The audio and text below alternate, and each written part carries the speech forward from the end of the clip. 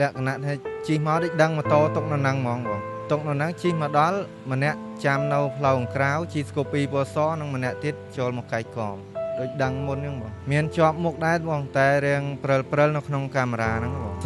018 trim បង1 HP 5680កូដបងភ្នំពេញបាត់នៅយប់មិញបងម៉ោង1បងយប់មិញហ្នឹងបាទម៉ោង1បាទដំបូងខ្ញុំមកពីរៀននៅម៉ោង8ជាងបង8ជាងខ្ញុំតុកម៉ូតូក្នុងក្រមឡើងហូបបាយហើយក៏អង្គុយលេងទូរស័ព្ទបន្តិចក៏បាន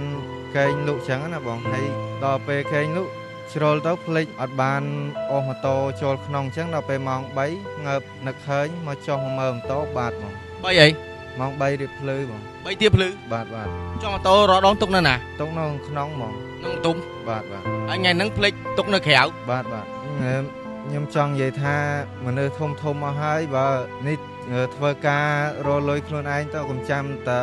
យករបស់គេមើលមនុស្សមានកម្លាំងមានសាច់មានឈាមដូចគេដូចឯងដែរមើលមានធំឯកាមេរ៉ាហ្នឹងធំហ៎ដៃជើងល្អទេបាទតែលក្ខណៈស្ទៀវគាត់ត្រូវបានក្រុមចោរធ្វើសកម្មភាពចូលទៅក្នុងផ្ទះជួលរបស់គាត់ហើយធ្វើសកម្មភាពលួចកាច់កម៉ូតូរបស់គាត់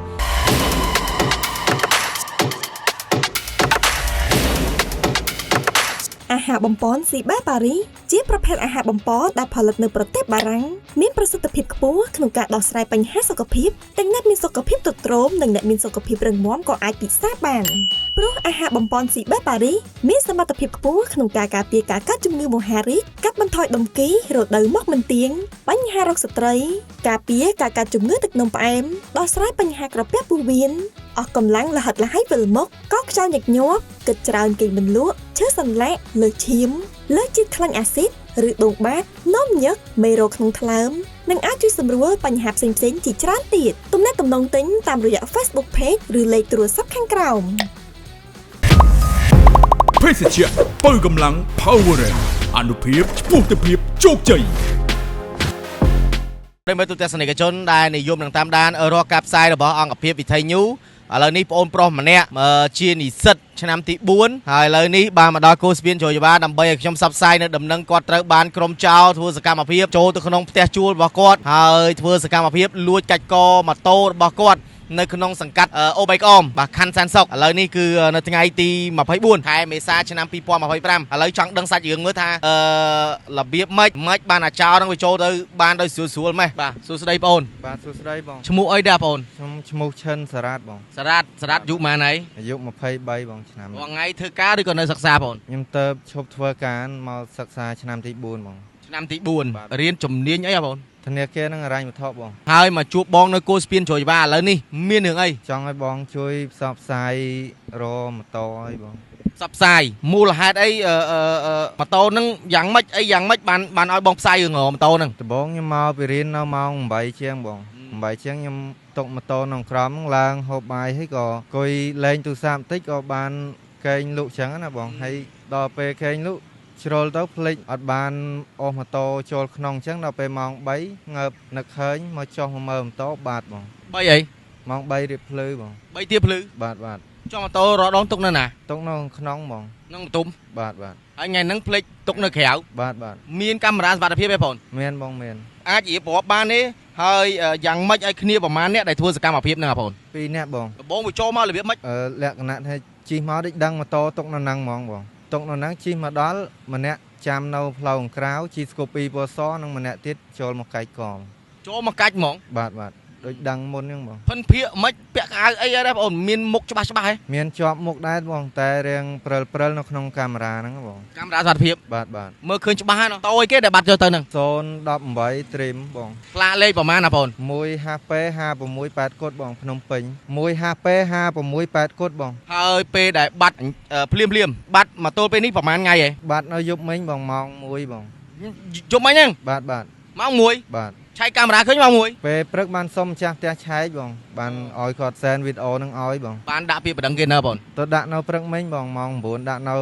ប៉ុស្តិ៍អូបៃក្អមបងហើយបលីគេនិយាយថាម៉េចអូនអត់អីចាំគាត់ជួយស្វែងរកឲ្យបងជួយស្វែងរកឲ្យគាត់ទទួលពាក្យបណ្ដឹងយើងបាទឥឡូវនេះជាការសនំពរបងប្អូនមានអីសនំពរទៅ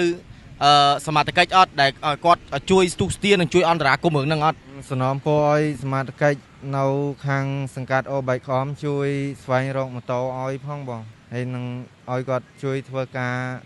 នឹងរកម៉ូតូហ្នឹងឲ្យបានឆាប់តិចផងបងមកពីខេត្តណាបងមកពីខេត្តតាកែវបងមករៀននៅនឹង4ឆ្នាំហើយបាទតែអត់ដែរអីទេអត់ផងបងស្នាក់នៅនឹង4ឆ្នាំហើយបាទហើយចុះដល់ពេលបាត់ម៉ូតូអញ្ចឹងម្ដាយឪពុកនិយាយថាម៉េចទៅបងបាទអីគាត់ថាចាំពេលនេះចាំគិតតាមក្រោយទៀតចាំគិតក្រោយទៀតបាទរបស់បាត់ហើយបាទចុះស្ដាយស្ដាយបងម៉ូតូនឹងសម្រាប់ធ្វើអីរាល់ថ្ងៃហ្នឹងសម្រាប់ជិះទៅរៀនបងបាទមុនធ្លាប់ធ្វើការដែរមុនធ្លាប់បងការអីបងខ្ញុំធ្វើការនៅក្រុមហ៊ុនអង្គរមីលបងអញ្ចឹងធ្វើបដារៀនបដាបាទឥឡូវជត់ចប់ឆ្នាំឈប់រៀនឈប់ធ្វើការរៀនម្ដងបាទរៀនឲ្យចប់ឆ្នាំបាទបងចុះមានពាក្យពេចន៍អីនិយាយទៅកាន់អ្នកដែលចូលចិត្តទិញទទួលផលចោរកម្មទេបងខ្ញុំចង់និយាយថាមនុស្សធំមកហើយបើនេះធ្វើការរលុយខ្លួនឯងទៅកុំចាំតែយករបស់គេមើលមនុស្សមានកម្លាំងមានសាច់មានឈាមដូចគេដូចឯងដែរមើលមានធំឯកាមេរ៉ាហ្នឹងធំហ្មងដៃជើងល្អទេបាទតែលក្ខណៈស្ទៀវទៅធំហ្មងបាទចោលហ្មងបាទនឹងមានប៉ុណ្្នឹងហ៎បងណាបាទបងប្រុសដែលជានិស្សិតឆ្នាំទី4រៀនផ្នែកធនាគារផងហើយគាត់មកដល់ធ្វើការនៅរៀនផងធ្វើការផងនៅទីក្រុងភ្នំពេញនេះឥឡូវនេះរៀនចិត្តចប់ឆ្នាំហើយក៏សុខចិត្តបោះបង់ការងារចោលក៏សុខចិត្តរៀនឥឡូវនេះចិត្តចប់ឆ្នាំហើយក៏ត្រូវបានជនសង្ស័យ2នាក់នេះបើតាមការបញ្ជាក់និងកាមេរ៉ាសុវត្ថិភាពដែលគាត់បានផ្ដល់គឺ